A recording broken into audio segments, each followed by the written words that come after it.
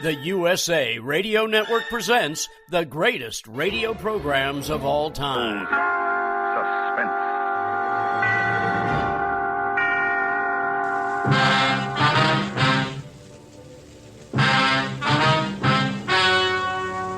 Ladies and gentlemen, the story you are about to hear is true. Only the names have been changed to protect the innocent. Dragnet. This is classic radio theater. Gangbusters. I was a communist for the FBI. Lights out, everybody. Now here's your host, Wyatt Cox. Science fiction, an episode of Dimension X from July 26, 1951, courtesy. Adventures in time and space, told in future tense. Dimension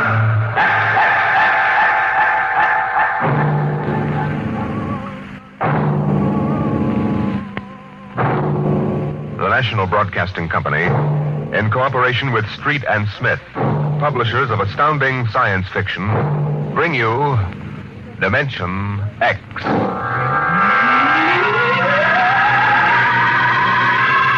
This is the story of the second expedition to the planet of Landro. I am recording it for any future expeditions which might land on this God-forsaken sphere, in the hope that they may learn from our tragic example. As I write, there are 2 of us left. 2 out of an original complement of 180 men. One of us, myself, will be dead in less than 27 minutes. As for the other, heaven have mercy on him. This is how it happened.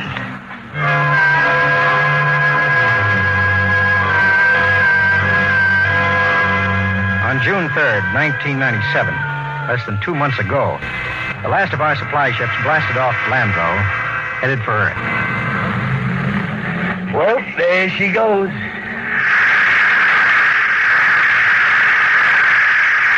Like a big-bottom bird, huh? Like to be aboard her, that is? Me? Listen, Captain, I've been kicking around with you from one planet to another for so long now, they're all getting to be the same.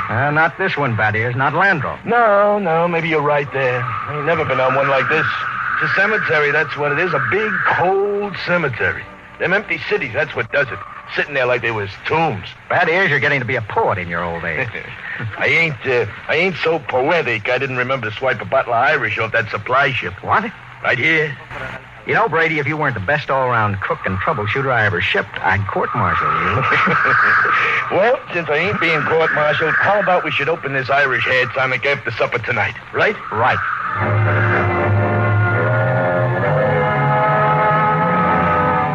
We walked back to the cluster of plastic huts we called base.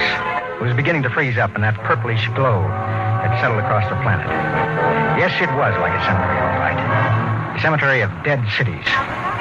We walked past one of them, a huge plastic dome with tall, graceful buildings, atomic power systems, vacuum conveyors.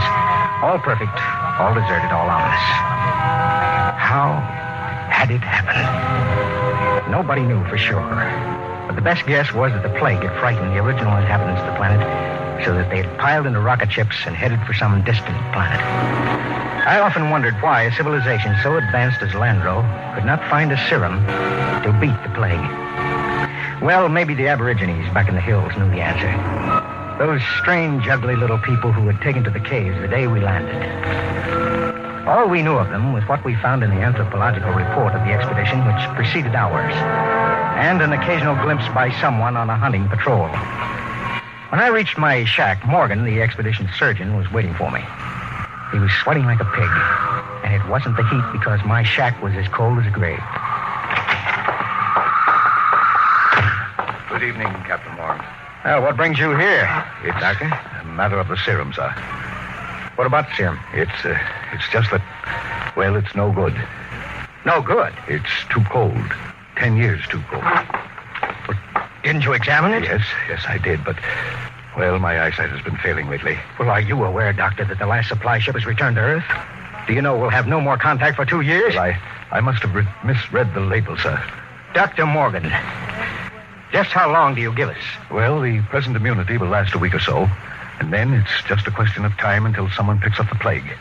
After that, A month. 2 months at most. Do you have any thoughts as to how we might save ourselves? no, sir, I'm afraid not. What about the natives? They don't die from the plague. They must have a treatment for it. If they didn't, there would be no natives. Would you be willing to go on an expedition to the hills to find out? Right now, Captain, I'd be willing to do anything. Absolutely anything. I'm truly sorry, sir. You're sorry. Dr. Morgan, would you mind telling me how it feels to murder 180 men? 181, including yourself?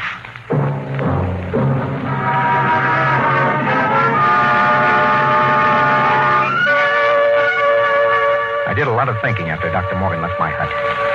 It was still unreal for me. After all, the planning of an expedition was no simple thing. You put into it the results of years of training and experience. Every man on my crew was handpicked for his skill. And yet a simple thing like a myopic surgeon misreading a label could blast the whole thing. Yes, it was a shame. I did the only thing I could think of. I yelled for Battier's Brady. Brady! Get your carcass in here and hurry it up. Okay.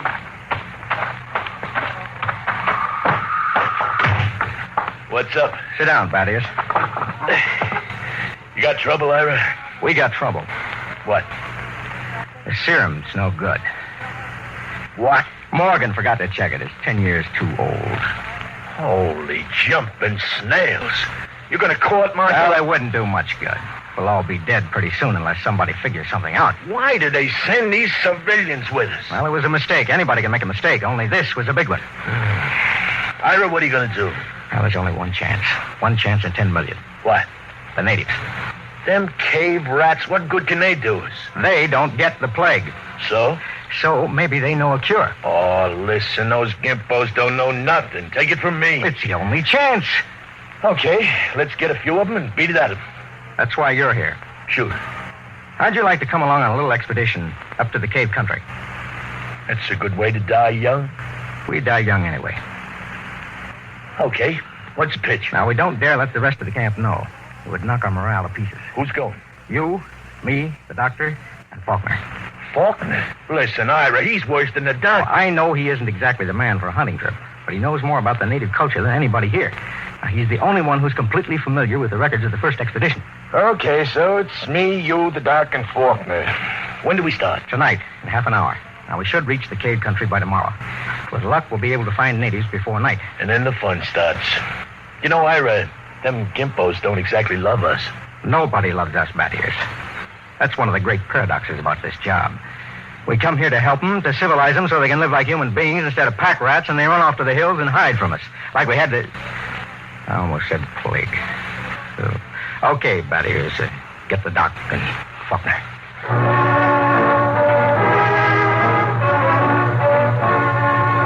Benny Faulkner's body was small and consumptive. But he had a good brain. He was the best anthropologist the Interplanet Institute could recommend. He and Dr. Morgan were the only 2 civilians on the expedition. The rest of us were all Army or Space Patrol. And we hadn't been marching very long before Benny's frail constitution began to show signs of wear and tear.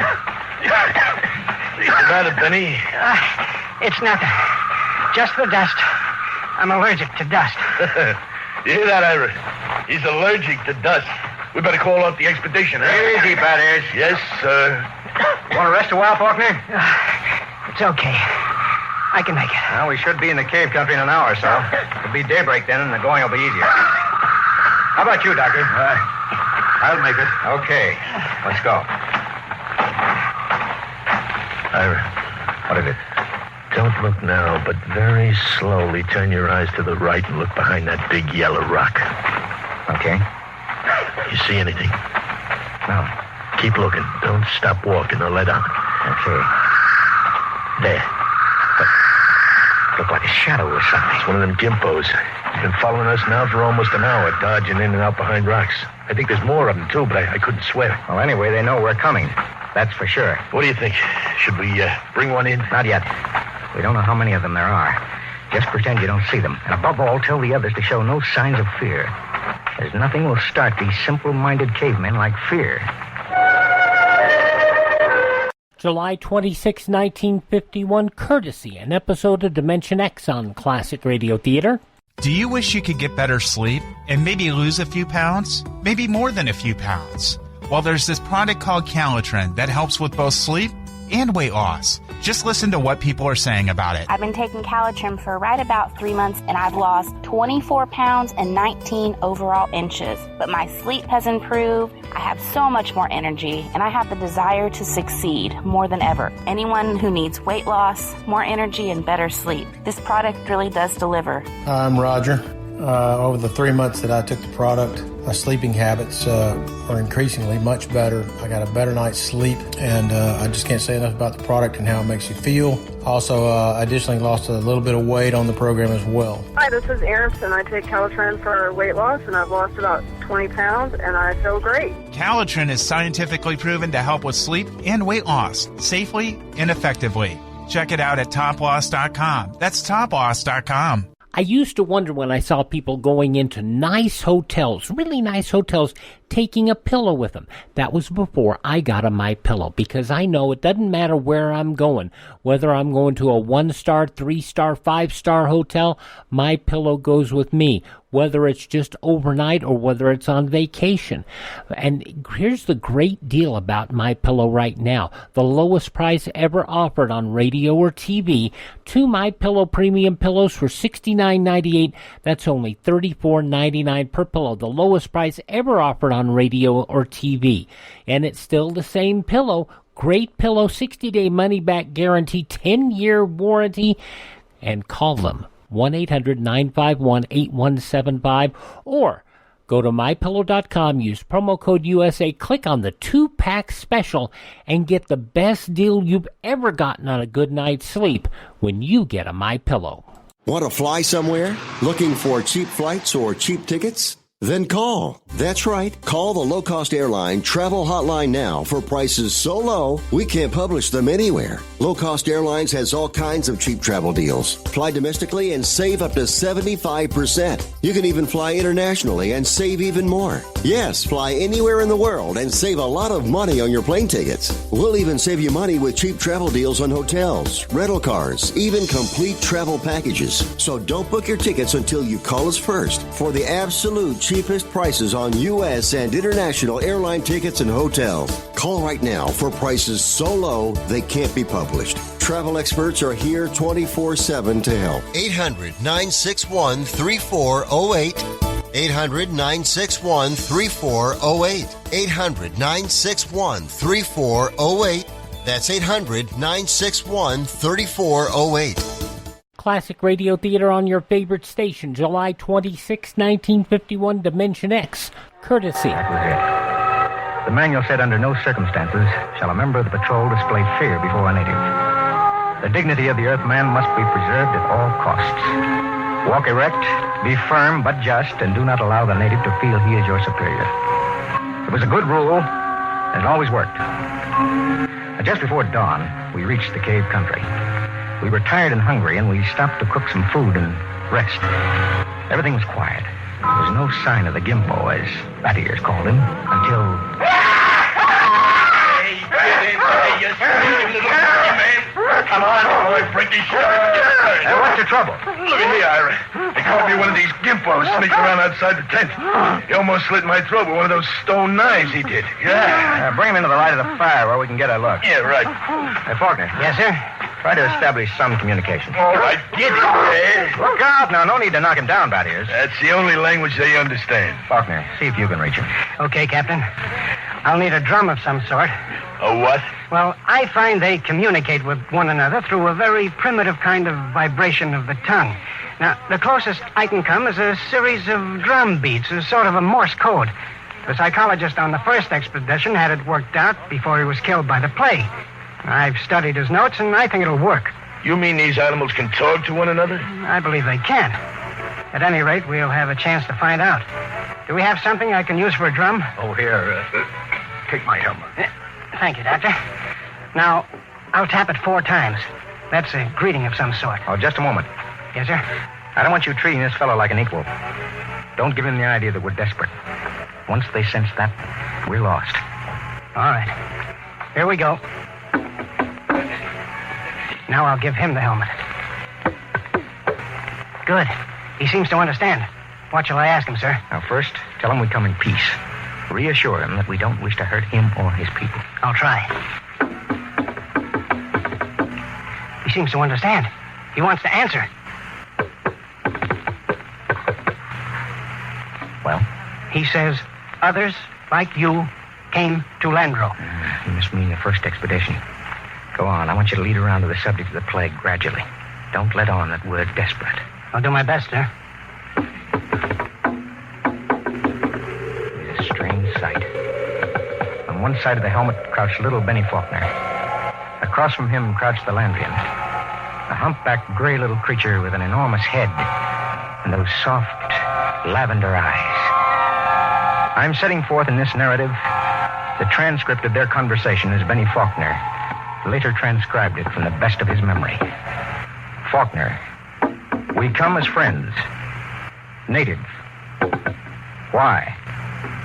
Faulkner, we will help you to rebuild your cities and make your machines work again. Why? We want to help you to enjoy the benefits of the great culture which once thrived on Landro. Why? Because we want to help you. If we ask you not to help us, will you go away? We stay for your own good. We have helped many others on other planets. How? We teach them a better way to live. Their way of life was better than your way. Have you tried our way? Why were your cities abandoned? Was it the plague? Yes. Do you still fear the plague? Yes. Do any of your people become afflicted? Some. How do you treat them? How do you keep the plague from spreading? Do you have a cure? How can we find a cure for the plague? Go among my people. Will we find the answer among your people? My people have the answer. Will you tell me the answer? Go among my people. The drum beats ended. As far as the Landrian was concerned, the conversation was ended. He rose to go, and Faulkner stepped from his path. But Brady was there to ensure the bet. Hold on there, bucko. You ain't going no place. Don't maltreat him, Brady. What'd he say, Benny? He says his people have the answer. What do you think? Well, there may be some truth in it. He says some of his people still get the plague. That must mean it isn't a question of immunity.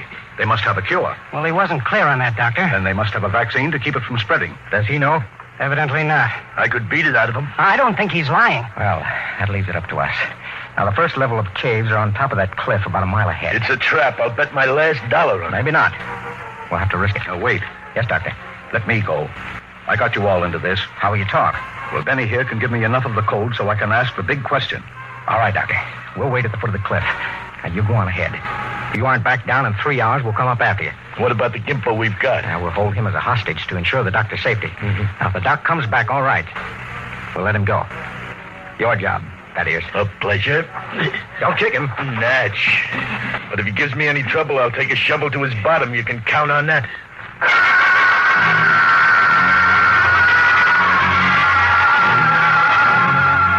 Dr. Morgan about an hour to pick his way up the side of the cliff to the first of the openings where the Landrians lived. He waved to us before he entered the mouth of the cave. And we waved back. Then we settled down to wait. It was a long, long wait. 8 o'clock.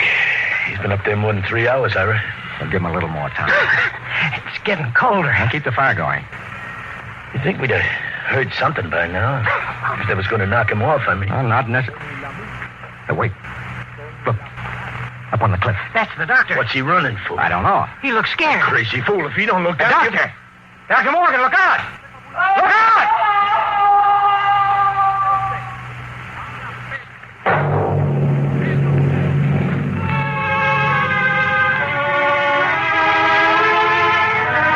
We found him at the foot of the cliff, crumpled and broken.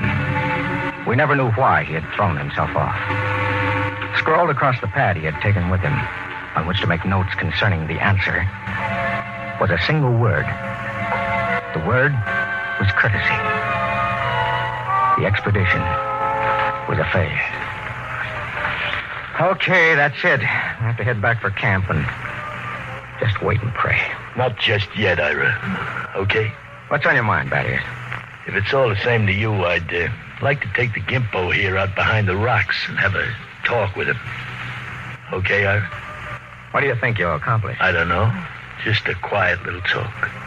No violence? No violence. Just a real, earnest type conversation. Okay, Ira? It was one of those decisions the commanding officer dreads. 180 lives against the chance that Battiers could persuade the little gray man to give an answer he might not even know. I nodded, and Battiers took the little native off behind an outcropping of rock. He was back in 15 minutes, dripping with sweat. Well? Let's go, Ira. Nothing, huh? But nothing. Is he, Yeah, they ain't made very good, those little gray people. They come apart too easy. So, let's go, Ira. All right. Hey, Benny. Hey, Benny. What is it? I feel kind of sick all of a sudden. He's got a weak stomach. Dust allergy. Hey, wait a minute. What is it, Benny? The back of my head. Dull kind of pain. Stick out your tongue. Give him a hand, Battiers. We've got to get him back to camp. What is it? I'm not sure. But that blackness on the tongue and the headache, it could be the plague. By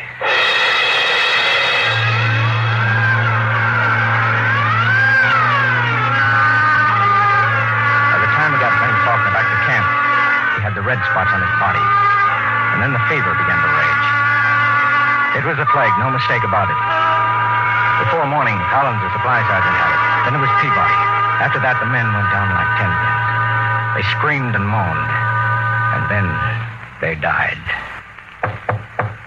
Come. Hello, Battiers. Ira? Have a drink. It's the last of the cough medicine. Yeah.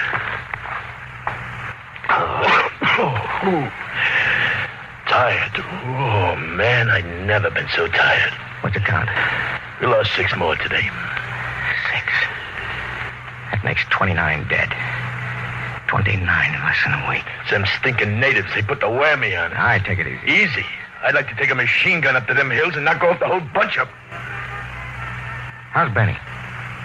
Now, that's the funny thing. I went into his tent this morning figuring sure he'd be dead by now. Instead, I see his fever is down a couple of points.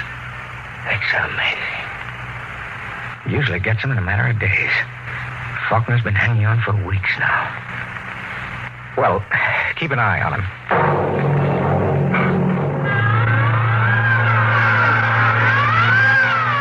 July 26, 1951, Dimension X, courtesy on Classic Radio Theater. You notice this happened in the future, which was 1997.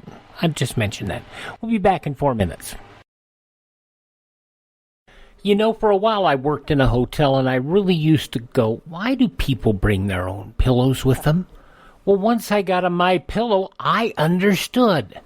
Because doesn't matter how good the hotel is, doesn't matter whether it's a 2-star, 3-star, 5-star hotel, it doesn't matter how nice the hotel is if you don't get a good night's sleep.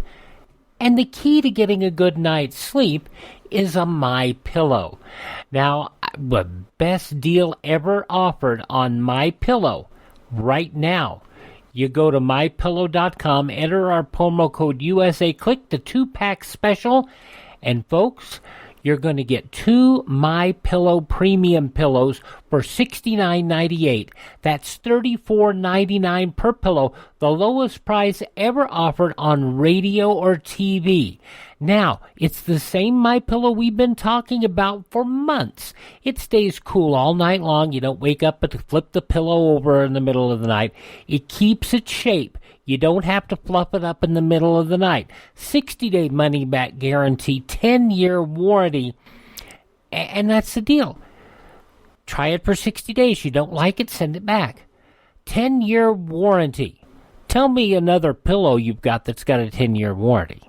Nah. And the great thing is it's always as clean and fresh as new. If you get in a mess or after, a couple of weeks, throw it in the washing machine, toss it in the dryer, fluff it up, and you got a brand new MyPillow. The lowest price ever offered on MyPillow. 2 MyPillow premium pillows, $69.98, $34.99 a pillow. You see if you can find a price like that anywhere else. Go to MyPillow.com, click on the 2-pack special, enter my promo code USA, or call 1-800-951-8175. The best deal ever. And by the way, that promo code USA works on anything in the MyPillow website, MyPillow.com.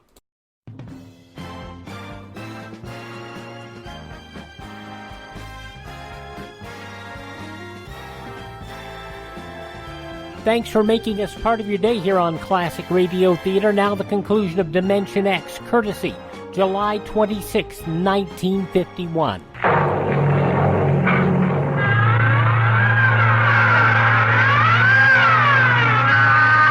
Nightmare of eternity after that.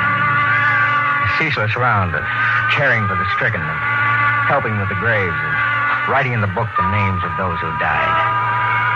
Sleep came in snatches over when we were so exhausted we couldn't stand. Then one morning, Thaddeus Brady dragged himself into my shack. Sit down, Bat. What's the count? 6 left. We buried the chaplain today. You got a cigarette? Yeah, sure. How's Faulkner? I don't get it.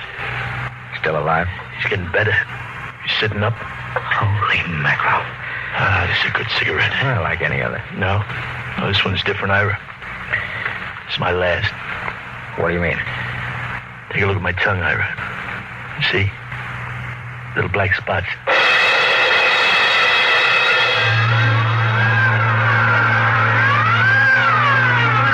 Somehow, I managed to get him into bed. He was already raving when I gave him the last of the morphine. It was incredible. Big, brawling Thaddeus Brady, a tower of strength, lying sick and whimpering on a cot. I went out on the moors to think. The sun was a dull red glow. Cold breeze whipped up. The planet at Landro was an emptiness. I thought about Thaddeus and Dr. Morgan and Benny Faulkner. Why should Faulkner, of all of us, recover from the plague from which no man recovered? I turned and went back to see Benny Faulkner. Hello, Captain. Hello, Benny. How are you? It's good. Got up and walked a couple of steps today. How goes it? Brady's down. Oh. Listen, Benny. There must be some reason why you survived the virus. Well, how about you? Why didn't you ever even get it? I give it time. What can I do? I want you to tell me everything you know about yourself, everything you can remember. But why? Because somewhere in your makeup is some little thing that makes the difference. At least I can leave a record for any future expedition that comes to Landro. Okay? Okay, Captain Warren. Where do you want me to start? At the beginning. Now, I'm going to take notes. Well, I was born on the 2nd of July in 1971. My parents were ordinary people. My father was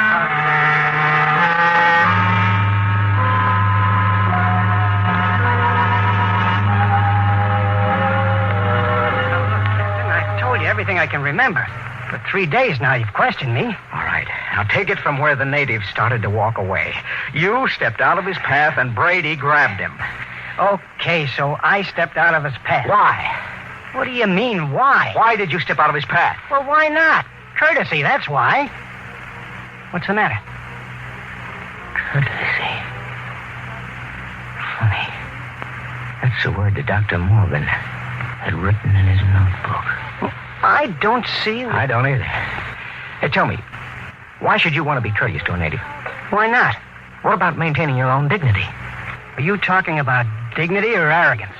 Look, I don't get this at all, Captain. You're familiar with the records left by the first expedition, Benny. What happened with the natives? Well, the natives were friendly enough at first, but after a while, they went back to the caves. And when we got here, they wouldn't come near us, right? Right. Yet we came to help them. So what? So maybe this, Benny. Maybe we were all wet in our deductions. Maybe those cities weren't deserted centuries ago after all. Maybe these little people up in the caves are the same people who used to live in those cities. Well, why should they leave? Well, maybe they found out the big cities weren't the answer. Maybe they found out that civilization doesn't necessarily bring happiness, so they just packed up and left. Returned to the simple life. That doesn't make sense. You're forgetting the plague. Benny, what is the plague? Well, I don't know. I think the plague was nothing more than what we know as greed and arrogance. Captain, you're going off your rocker. I think maybe we were in line to die of it, even if the serum had been good. Well, it violates all the laws of Earth. We aren't on Earth. We're on Landro, a planet a million light years from home. Now, why are we trying to take these primitive, happy people and make them like ourselves? Why are we trying to mold them to convince them that they belong in cities, that they should be building better can openers instead of just enjoying human relationships? Why, Benny? If that isn't sheer, stupid, crazy arrogance, my name isn't Ira Warren.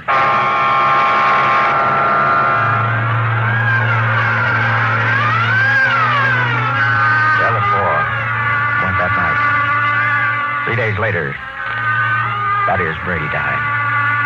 In his delirium, he was howling about how if he could just get his hands on one of those stinking natives, he'd wring the answer out of him. After I buried him, I went back to Benny Faulkner's tent. Faulkner was getting out of bed as I entered. How is he, Captain? I just buried him. Holy Mother in heaven. That means 2 of us. 2 out of 180. Not 2. Just 1. Oh, but you're all right. I have a headache. I'm beginning to sweat a little, too. Well, can I help you any? No, I think I'll go back to my shack and finish writing the report. Well, maybe it isn't the plague. No, Benny, I've seen it too many times to kid myself about it. Look, Captain, you don't believe that junk about courtesy, do you? I mean that stuff you were talking about the other night? That's a lot of nonsense. You must know that. Holy mackerel, Captain. You can't believe it. You can't. Good night, Benny. I think I'd like to be alone for a while. Okay. Good night, Captain Warren.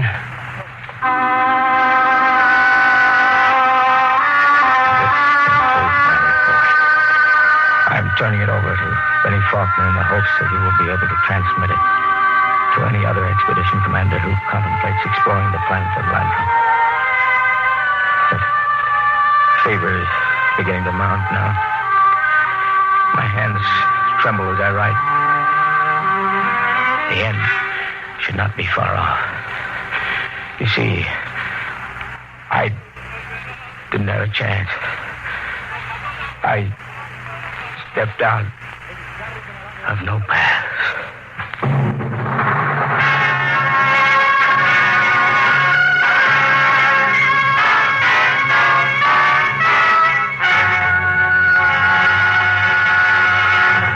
You have just heard another adventure into the unknown world of the future. The world of Dimension X.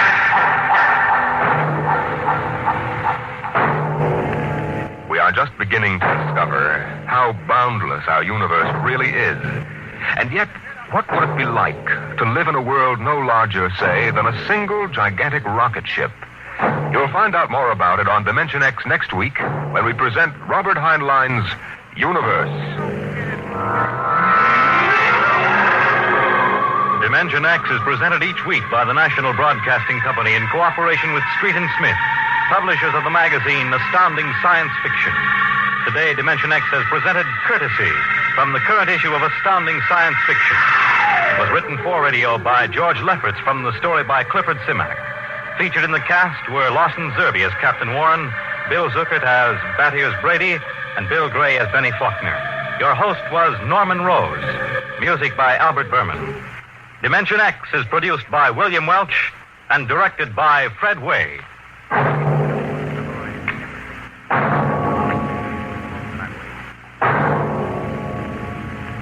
July 26, 1951, Dimension X on Classic Radio Theater. Balance of Nature.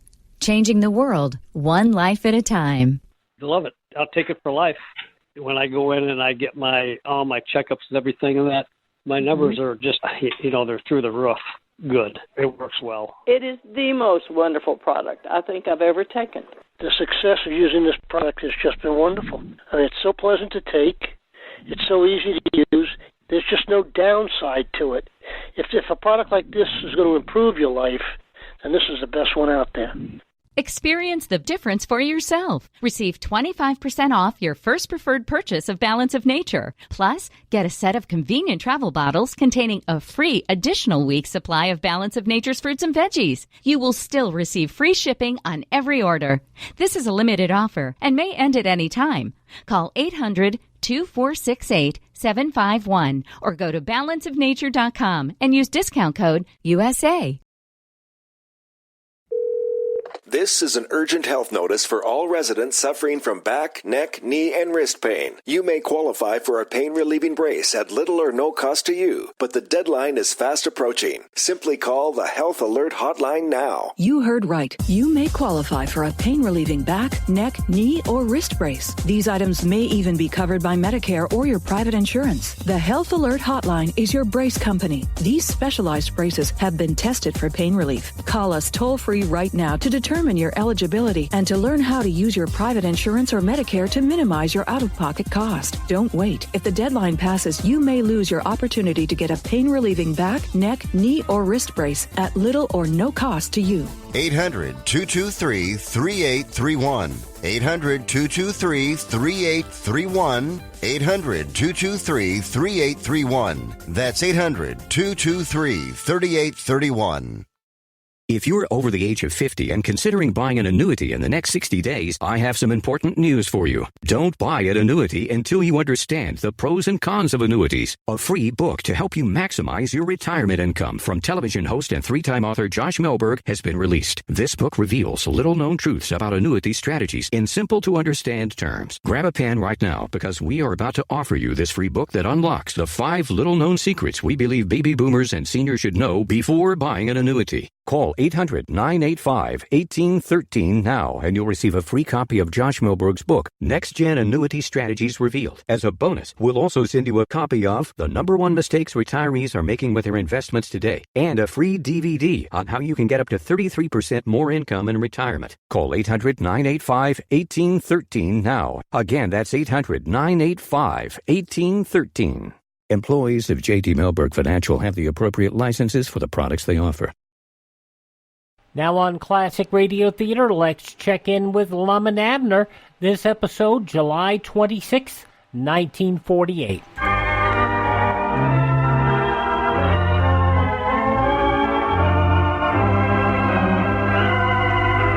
And now let's see what's going on down in Pine Ridge. Well, Abner and Elizabeth's wedding on Saturday turned out to be a colorful event. And following the ceremony, they left on their honeymoon. Or at least Elizabeth did. Abner was scheduled to follow her the next day. Now, as we look in on the little community today, we find Dick Huddleston in the Jotham Down store talking to Lum. Listen. Well, it's just a shame that I had to be out of town at a time like that. I certainly hate to miss Abner's wedding. Oh, yeah, you sure missed a big to-do all right, Dick. Everybody in town was there, I think. Yeah, well, what was the reason for him to get married again anyway, Lum? Well, I reckon it was part my fault, Dick. Your fault? Yeah, you seen that letter Abner got from them lawyers in St. Louis telling him he was going to inherit $100,000. Yeah, I saw that before I left. Well, you know, it said in there that he had to prove he was the right Abner Peabody and that he's married. And he had to have a notary public sign it. Yeah, I saw that. Well, he'd lost his marriage license and never had no proof. We finally decided the best thing for him to do was for him and Elizabeth to get married again. Well, that wasn't necessary, Lum. I know it now, but by that time, Elizabeth had her head set on this wedding, so there weren't nothing to do but go ahead and have it.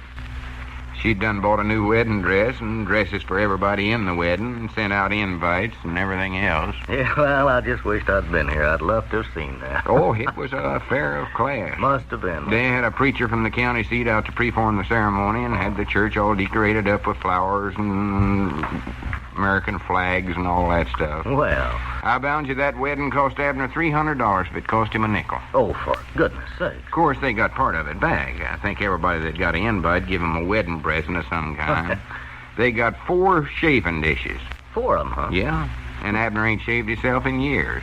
Always gets shaved down there at the barber shop. Well, you don't use a chafing dish to shave with, Lum. Well, what are they for, then? Well, they're to cook in. Well, somebody better tell Abner then, for that's what he's aiming on doing with him. Yeah, he don't know nothing about such as that. If he ain't country, you know, it's got that little burner underneath there, and he figured that was so the fella could heat water in them. No, you cook in them. Cook in them? Yeah. Well, they got enough to cook a whole meal with, then. I'll say that for them. You say they went to Hot Springs on their honeymoon, huh? Yeah, Elizabeth left right after the wedding Saturday, and Abner went down there with Cedric on Sunday to pick her up. Elizabeth went in the bus. Oh, Abner went down the next day. That's the funniest honeymoon I ever heard of. Well, this whole thing's outdoing this thing I ever heard of. I just can't believe it, Dick. He'll be the richest man in the county. Think of it. Sure, of course he will. I bet there are very few people in this whole section of the state that could produce $100,000 cash. That lucky little varmint. That Granny's Pine Ridge ain't going to be big enough to hold him. He's already talking about spending his winters in Florida or California and all such stuff as that. Well, it's certainly nice, Lum. They've never had anything to speak of before, you know. It's just nice that somebody like that's getting it. Yeah, if it don't spoil him. That's all I'm feared of. Oh. Abner can't stand prosperity's too good. He never could. Keep him broke or with just a little money, and he's as nice a feller as you ever want to meet. But I don't know. $100,000 is an awful lot of dollars. Well, I just hope he doesn't let somebody beat him out of it. He should invest it some way so that he can just get so much each month. That'd be the wise thing. Why, sure, he could live like a king here in Pine Ridge, just off in the interest. Why, sure. But you know how that little smart aleck is. Just loves to show off. Found he'd be throwing that money around like a crazy man. Well, let's hope not. I think he ought to have himself a business manager, somebody to sort of look after his investments and all. Handle his money for him. Yeah, if he could get somebody he could trust. That's what I mean. Somebody to look after his interests that'd be honest with him. Yeah, if he could find somebody like that, why, it'd be money well spent, all right. Well, that's what I've been thinking. I've sort of got a feller in mind for the job. Wished you'd talk to Abner about it, Dick. Explain how I need somebody. Yeah, sure, I'll talk to him. You know, I think I know a fella in at the county seat there. It might make him a good man. Well, I don't think you ought to go outside of Pine Ridge to hire somebody. You ought to get somebody you knows and has got confidence in. Well, I don't know if anybody around here has had any experience handling that amount of money, Lum. Nobody with exceptional business judgment, so to speak. Well, there might be some feller that's got the business judgment, all right, just never had enough money to try it out on. Now, this feller I had in mind... Now, there's Squire Skimp. He's a good promoter, but I don't think... Oh, for pity's sake, he ain't the one I'm thinking about. He'd be the worst one human in the world for a job like that. Again, he gets his hands on anybody else's money, it's just as good as gone. Yeah, he can usually think of a way to keep it for himself, all right. Well, I'll tell you who I think would make a good business manager. Wait a minute. There's Abner out there in the house, see? Oh, yeah, it sure is. Granny, they must have just got back. He's still wearing his wedding suit. Is that a new suit he bought for the wedding? Yeah, Elizabeth picked it out for him. Now, ain't he a sight? By Jacks, he's dressed up all right, I'll say that for him. Oh, he's so dressed up, he's downright uncomfortable. Well, Abner, old boy, welcome home. Yeah, hello, Abner. Come in. Yeah, howdy, fellers, howdy. When'd you get back? Just a while ago, got in. We was later getting in than we expected to be. You know, that car of Cedric. Oh, Lord, yes. You was lucky to get back in that thing at all. Oh, we had an awful time getting that last puncture fixed just outside of town here. Oh, did you have a flat tire? Did we have a flat tire? We had a dozen. That's the reason we had so much trouble with the last one. Cedric must have left the jack on the road when he fixed the next to the last blowout, so Elizabeth had to hold the car up for him while he fixed the tar. Elizabeth did. And hot, I thought I was going to faint. I had to stand there and fan Elizabeth the whole time. Doggies, I thought that Cedric never would get that tar fixed so she could put that car down. My poor arms were just so tired from fanning her, I thought they were going to drop off. Well, I surely am proud of you, Abner. That was mighty thoughty of you to wear yourself out like that while Elizabeth held the car up. Well, it was her honeymoon, you know. Oh, for pity's sake. Abner, I'm just awful sorry I had to miss out on your wedding. Oh, so am I, Dick. It sure was a dandy, weren't it, Lum? Yeah, I was just telling Dick about it. Well, did you have a nice time in Hot Springs? Oh, my, yes. Elizabeth put up at the best hotel over there. First one she was ever into. She sat there in the lobby all day with her shoes off, cooling her feet on that marble floor. She just loved that thing there. You didn't run into Otho Osment over there at Hot Springs, did you? Yeah, I seen him there. Yeah, I seen him. Runs a feed store over there. Yeah, I was by there. He's from the county seat, you know. Yeah, I know, sure. I've known him for years. Him and Susie, sure. Moved to Fort Smith and then went over to Hot Springs. Yeah. Well, sir, that's a town now, I'll tell you that. Me and Elizabeth, we sort of put on the dog, if I do say so myself. I'll bet. Oh, we done it up, Brown. I hate to brag on us, but when we stepped out through that lobby, everybody turned around and looked at us. Yeah, I'm sure they did. They could tell we was somebody come to town. Wait a minute, I've got some pictures here we had took. We never missed nothing, seen it all. Look at there. Let's see. For the land sakes. Abner, you little idiot, you never drove that airplane, did you? Let me see it, Lum. Oh, Lord, no. That's just a pasteboard airplane you set behind with your head sticking up so that it looks like you're driving. Fools you, didn't I? Granny, you scared me half to death for a minute there. The fella that taken the picture, he had a whole lot of things to choose from like that. Had automobiles and back ends of trains you could stand on and wave like you was leaving, you know. Yeah, I saw them. Had a great big moon you could sit in with stars all around. Now, there's something I'd always love to have my picture took on. Yeah, and another one of a beach with great big waves painted on it higher than your head. We never had our bath jackets with us. It sure sounds exciting. Oh, yeah. The reason we chose our airplane was Elizabeth never had been up in one before, you know. Elizabeth hadn't? Yeah, she was a little scared at first, but I told her I'd be right there with her. She was shaky about soloing her first time. Never would put her full weight down. You were bound to have been a comfort to her. Oh, yeah, that's what I figured. Well, here, Abner, Elizabeth isn't in this picture. She ain't. Why, no. Let me see that.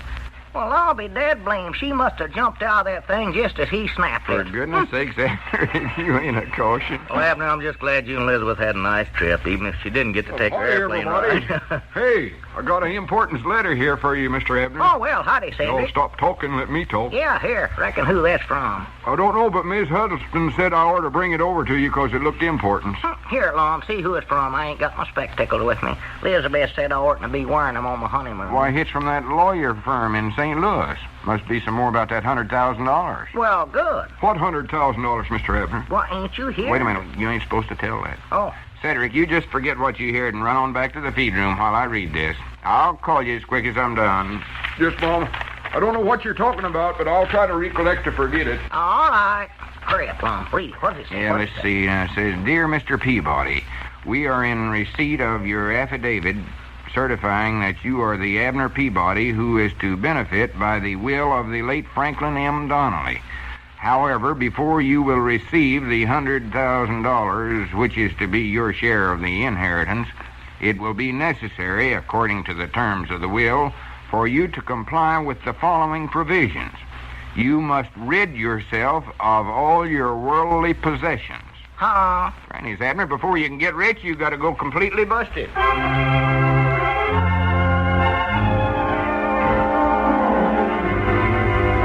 Well, what kind of a strange request is this?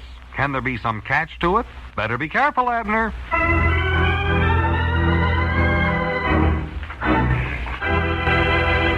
And I want to thank our friend Ted over at RadioMemories.com for supplying us that episode of Lum-n-Abner from July 26, 1948. Ted over at RadioMemories.com supplies classic radio theater programs on CD, on cassette, even on MP3 format, on computer-readable CDs or flash drives.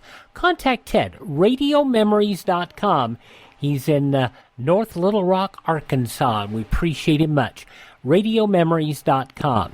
If you'd like to listen to our programs totally free of charge, flip to classicradio.stream. If you miss a day, you don't have to miss an episode. Classicradio.stream, where you can find our podcasts on demand, or anywhere fine podcasts are served, through the Apple Podcast app, the Google Podcast app, Spreaker, Spotify, the iHeartRadio app. Search for USA Classic Radio Theater. I'm Wyatt Cox. Thanks for listening. Thank this station. Support the advertisers. And as always, tell a friend the great radio shows are back. Classic Radio Theater. Right here on your favorite station and the USA Radio Network.